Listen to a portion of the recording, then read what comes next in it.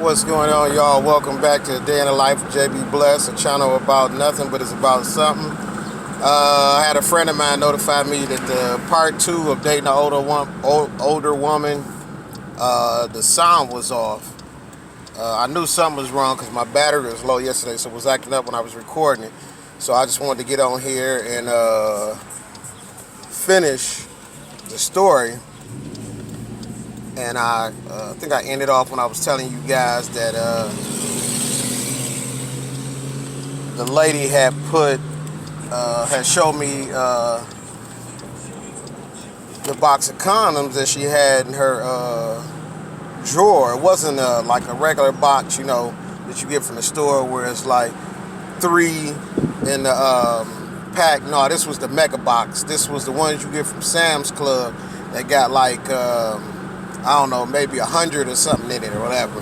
So in my mind, I already know. She thinks she getting it in. I'm her new, Stella getting her groove back, and she ain't got to go to Jamaica to do it. So I'm not, like I say, I laid on the floor that night. I wasn't about to lay in the bed. I didn't feel like getting in, whatever. She was already kind of getting on my last nerve. So we that morning we head to the airport. I always do an early flight to Vegas. At least by 7. I like to get there, enjoy that Friday, because it's usually short weekends, leaving Friday, coming back Monday. So, anyway, I go ahead and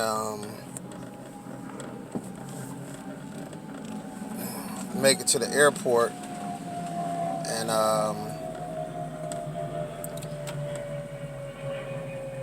as we make it to the airport, we go through, get ready to go to security. You know how you got to take your shoes off, all this. So I always come prepared.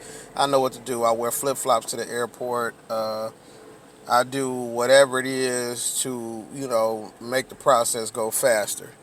So by this point, I got my flip-flops on. We going through, you taking your jewelry off, this and that or whatever. So she like, oh, I'm not used to this. I'm used to flying Delta. You just walk through this and that or whatever.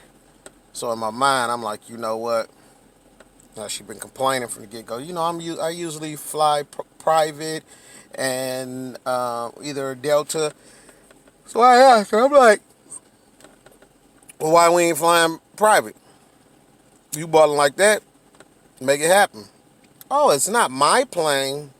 Okay. Like I told you, she was supposed to have, her company was doing a service for a very, very famous and rich movie producer. So she said. So we get ready to get on a flight.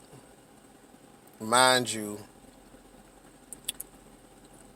like I tell you, it's a difference between somebody that's 62 and they move slow and they can't move like they used to versus somebody that's still got that jump about them, that zing. She still got that zing, you know. So as we get to the airport, we get on the plane, we boarding, and she goes. Now, mind you, when I booked my flight, she booked after me, and I told her what seat I was sitting in. I don't know if it was B-17 or whatever. She got C-17 right next to me, but she had the middle seat. I had the outside seat. So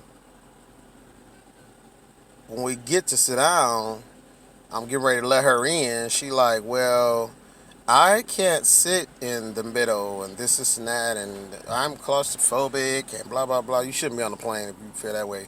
But anyway, so even though I was irritated because I like the aisle seat, I'm a big guy. Uh, I don't feel like riding like this the whole time, trying to keep myself off other people. I go ahead, get a seat up, trying to be a gentleman. We head out, and as we heading out, the flight there wasn't that bad. I usually get my ginger ale, keep my stomach settled or whatever. Boom, we out. So we get in Vegas, and we get to the hotel. Took a I don't know if we took a taxi or Uber. Anyway, we get to the hotel, getting settled in the room. So, like I say, I'm one of those people that I take everything that I got and I roll it real tight because you know when you flying Spirit, you got to pay extra money for not a carry on, but if you got to check a bag. So I always make sure I take my carry on. So when I get there, I take my clothes out, I'll iron them, hang them up, ever. So I go in the bathroom. Still early because we left at 7, so I forgot what time we got in Vegas. We left at 7 a.m. So I go in the bathroom, I get freshened up and pulling some of my stuff out, contact stuff, all that, and I reach in my side pocket. It's about 16 condoms. She went into my bag while I was laying on the floor and stuck about 16 to 18 condoms in my side pocket, as if to tell me, oh, you about to work this weekend. So I was already irritated by the uppity attitude and this and that you so, well off and this and that. You want to keep telling me about your family and how they're in politics and blah, blah, blah. So anyway, I'll take the condoms, I'll throw them in the garbage. You ain't getting nan. You know what nan mean? Nan mean nan. You ain't getting nan nothing. So anyway, threw those in the garbage, continued to do my stuff. And I tell her, well, we're going to go get us something to eat because neither one of us ate, has eaten this morning. So we walk. Uh, I'm staying at the Hilton Grand Vacations. That's where I always stay at. It's my birthday weekend, so I'm ready to go to, I go to 2 spots, Hash House and Go-Go and Peppermill. Every time I go, got to go for breakfast. One for Friday morning, one Saturday morning. That's my due. Whatever else, I'm open for. Excuse me. So we're getting ready to go to Peppermill because Peppermill you can just walk to. As we're walking to the Peppermill, right in front of Circus, off to the side, there's a little game area right next to Circus. Those of y'all that have been to Vegas, you know what I'm talking about. There's a kiosk right in front of Circus. And the kiosk is to get a pass to ride the Deuce. So if you get a pass to ride the Deuce, you can ride the Deuce all day, or you pay like $25. You ride for the whole weekend as much as you want. It gets you up and down the strip without renting a car. It takes you to Fremont Street. This is where everything is happening at. Unless you want to go to the malls or you want to go to Hoover Dam or something like that, you good with the Deuce. And if you need to go to the malls, you always got Uber. So anyway, we stop at the kiosk. She's looking. She's like, "What is this?" I'm like, "It's the kiosk for the Deuce. You pay, blah blah blah, and you get to ride for the weekend." And she looks at me and says, "I've never taken public transportation." I said, "Well, in Vegas, everybody takes this." I say, even rich people, you will see them on here. You can tell when people got money. I don't care. It's just you get some foreigners that come in town and you can see they got 17 Louis Vuitton bags. Louis Vuitton. So they got, they got the big $2,000 camera on their neck. They riding a Deuce, you getting the experience of Vegas. So anyway, she's steady going on, this and that. I don't know. We could do this, we could do that. Now mind you, you ain't never splurged since I've been with you. And I'm not about to splurge on my birthday to go get no rental, and you can't even ride up the strip because the strip is always packed. So I'm like, look, you've been complaining the whole time. This is what you're going to do. You're going to put your card in there and you're going to pay for 2 passes for us to ride and get on the bus for the weekend. So she just looks at me, sticks her card in, pays for it. So as we walking, the Peppermill was like maybe not even a full street block in front of us. Cross the street, walk up a little bit, it's right there. So we cross the street, walking through the parking lot, and parking lot is kind of long because it's a combined parking lot. So I'm looking down on my phone, looking at other stuff we can do in Vegas. And all of a sudden, I just bump in the back of her because she stops. Just boom. So as she stops, she begins to tell me, she asked me, well, what type of restaurant is this? I said, it's a breakfast spot, you know.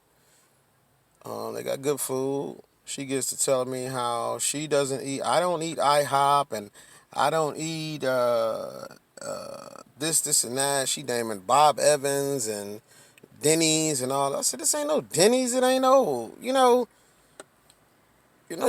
don't knock it until you try it. That's what I told her. So we go in, and if you ever been to Pepper Mill, you already know how it's set up. You know, it's the old school. Waitresses walking around with the old school look, and